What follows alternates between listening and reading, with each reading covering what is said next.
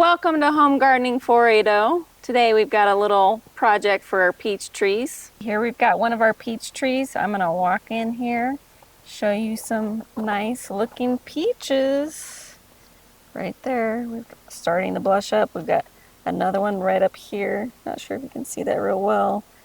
Right up under there, looking good. But all is not well. We've got this peach that has been attacked by a bird. So we're gonna have to make some changes here. The design idea we thought about was putting a post next to the trunk that goes up through the tree with something to hold netting so it's not resting on the tree. I don't want the birds to come and sit on the tree, so we're gonna get something to keep the netting off the top of the tree. And we're not thinking of doing anything permanent, just a temporary, just while the peaches are finishing up, getting ready to harvest. I took my 3/4 drill bit and I drill a hole in the center of this cross.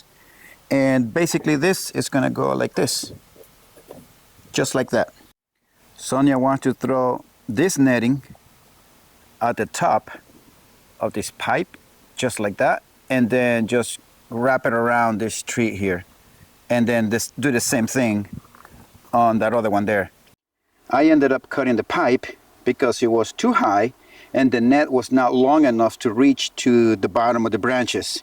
So for me to be able to tie them down at the bottom of these branches right here, that's what I did. I gathered all the nets that was hanging and just tie it down. I have some wire ties. That's what we used. The same thing goes for that other one. So that's the only way that we could use the netting that Sonia got cutting down the pipe. But anyways, Sonia and I tried the peach that we pulled from the tree, and let me tell you, it was good, very good taste. So we're pretty excited about how sweet these peaches are. Hopefully this netting will keep the birds out, but that's what we have for you guys today. Thank you for following us on our videos, and we hope to see you guys on our next one, and hopefully we have a better update on both of these peach trees.